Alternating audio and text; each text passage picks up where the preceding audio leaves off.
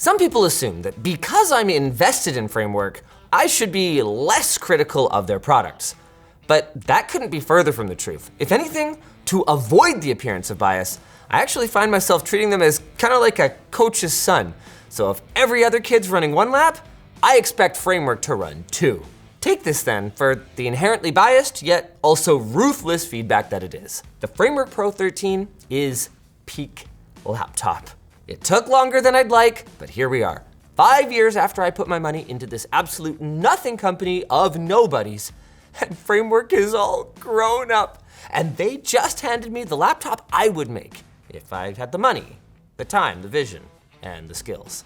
It maintains everything that made the original Framework 13 great. Class-leading repairability, out-of-the-box official Linux support, and modular I/O that has saved my bacon more times than I can count, and it nukes from orbit just about every nagging issue that persisted on the old Framework 13. Everything from performance to build quality to battery life to, yes, a spectacular custom low-glare HDR touchscreen. Thunderbolt 4 support is official, and thanks to Framework's use of LPCAMM2 memory, we get the best of both worlds, outstanding performance and future upgradability, which might be a bigger deal than anyone thought due to the current cost of DDR5 memory, which has prevented many folks from ordering as much memory as they'd like today. Truly, it is a dark time for the tech industry. But true to their word, Framework has managed to stay a beacon of non-shittiness, and the Framework Pro 13 is their declaration that they're ready to go toe-to-toe with the big boys. Now I just gotta raise some more cash so I can invest more. Maybe I could do a segue to our sponsor, App Control. App Control is kind of like Task Manager, but with more features. You can scroll back in time to see which apps spiked your CPU or drained your RAM or maxed out your GPU. Even days later. It's free, and you can grab it now at appcontrol.com. We'll have that link down below.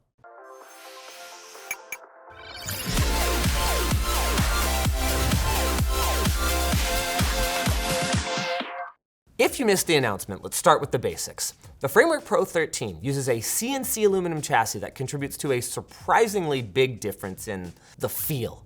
Both the screen and the input panel are adequately stiff, and the one-finger hinge makes deploying this machine at the boardroom table as effortless as showing your boss what you really think of his ideas. Now that the machine's open, well, looks pretty much the same as the old Framework 13, doesn't it? But appearances can be deceiving, because pretty much everything that you touch, click, or even look at has been replaced, starting with the expansion modules. As someone with particular needs when it comes to I/O, the inclusion of a headphone jack and the ability to move my USB-A over to the left for a corded mouse or huck a high-speed networking module into my thin and light is a huge selling point, and Framework's module system is better than ever. Their latest versions of their modules feature reduced idle power consumption, support for 4K displays or greater, and official support for Thunderbolt 4, something that took a lot of work and a couple of product generations to really get right. They're also available in a wide variety of accent colors now, and they use the new and improved locking mechanism from the Framework 16. On my Intel configuration, any of the 4 slots can be used for any function I want, though AMD configs do still require a little bit of planning. Framework has this helpful chart. Since we're down here, a major bugbear of early frameworks is fan noise, and I am extremely pleased to report that, just for lulz, I left Cyberpunk running in the background just about the entire time I spent writing the script out. And while my fingies did get a little on the toasty side, more so on the right than the left, the fan never ramped up to a level that I would describe as bothersome, and under normal conditions, it is downright quiet. And if it ever does get loud, due to crusted out thermal paste or dog hair or whatever, cleaning it out takes literally a couple of minutes. Framework things! Flipping things around past the adequate but unspecial speakers, I love this keyboard.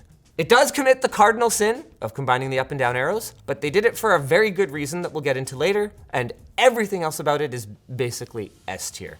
It manages to have a nice, long, satisfying travel while being quiet enough to work in bed while my wife sleeps next to me. It has an appropriately sized backspace and delete keys, which is great for people like me who sometimes type faster than they think. And while the backlight is not the brightest I've seen, it's also not the brightest I've seen. Like, seriously, some of the Asus laptops I've used lately, it seems like their intent is to blind my seatmates when I'm working on the plane. Now, I've brought up working on this thing a couple of times so far. That's for good reason. While both the AMD and Intel configurations include capable GPUs, these are not gaming machines. With Framework positioning the Pro 13, it's more of a MacBook Pro competitor.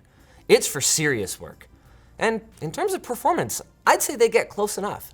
12 to 16 cores is an obscene amount of compute for such a compact laptop, and LPCAMM 2 enables configurations with up to 64 gigs of fast memory for heavy workloads and even decent-sized local AI models. But the trackpad is one area where Framework does fall a little bit short. It's not bad. In fact, it's really good. Glass-topped? Check. Haptic feedback? Also check. But Apple still has them beat on size, which won't matter to everyone, thank goodness, love you Yvonne, but will matter to some. One area where Framework delivers a solid win over Apple though is the screen. Not because it's brighter, Apple actually manages about double the real world peak brightness. Not in terms of accuracy, Framework manages good accuracy in color gamut, especially after a bit of tuning, but not as good as a MacBook Pro. And it actually doesn't win in terms of resolution either. Apple gets the edge there. But Framework still managed to deliver the more usable display with a nice, tall aspect ratio that's great for development work, content editing, and reading long documents, and a matte finish and touchscreen combo that delivers just the best of both worlds. Anti-glare, and the convenience of being able to poke at my screen like a caveman if I feel that that's more convenient at the moment. And the best part is they're using some kind of retro-reflective tomfoolery to make this one of the most usable devices, period, that I've ever seen in direct sunlight. Ever. And did I even mention yet that it's adaptive refresh rate from 30 to 120 Hertz? None of which would matter if Framework hadn't improved the battery. Thankfully, they did just that. The new battery, that they needed those awful arrow keys to make room for, uses a new chemistry and is larger. So any folks that want to use this new battery on an older machine are going to need a new bottom chassis and input cover in order to install it. But that could be a very worthwhile upgrade that actually, no, wait, before we look at the results, can I just take a second here and talk about the words that my mouth just made? A worthy upgrade for your laptop, the new battery. The sons of bitches did it. I mean, sure, there's the caveats and asterisks, but if you have an original Framework 13 from 5 years ago, you can grab a new chassis and a new battery and keep on trucking. Or if you don't care much about that and you just want better performance, you can get one of the new Core Ultra Series 3 or Ryzen 300 series motherboards and huck it in there. They freaking did it. Can we appreciate this for a minute? I thought it was impossible. Anyway, back to the battery upgrade. The battery's much better.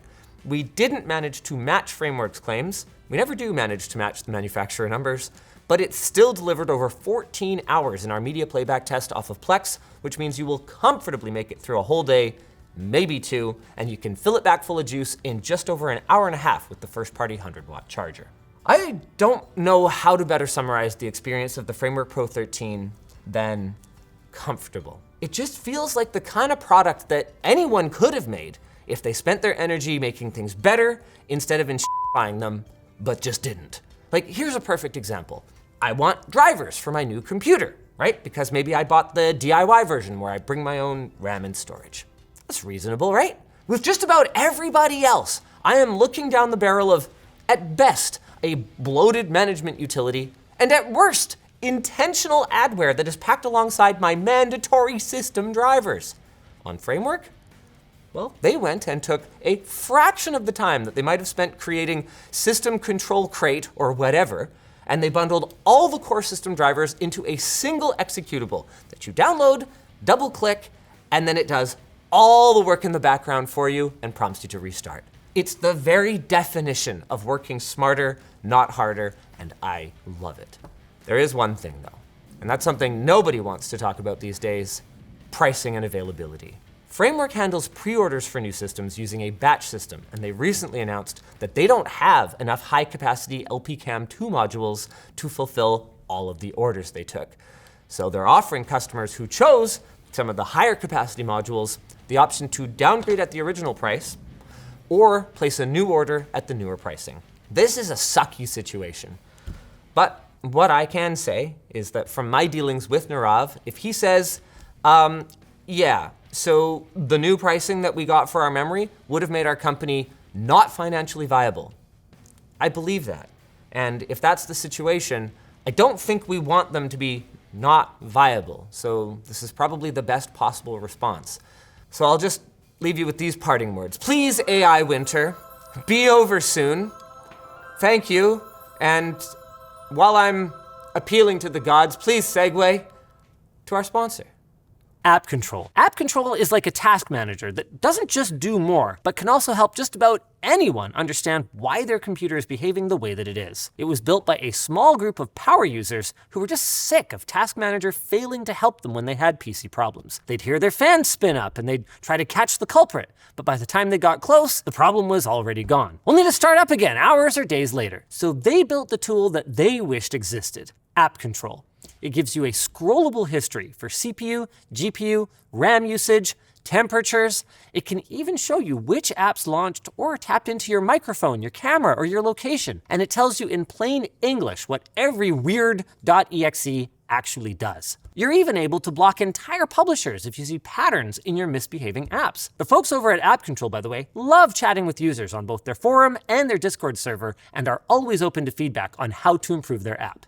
So download it, totally free, at appcontrol.com. We'll have that linked down below. If you guys enjoyed this video, maybe go back and check out the last Framework event announcement video we did. It had some information on the 13, most of which you won't need, you've now seen the review, but they also launched some other really cool products.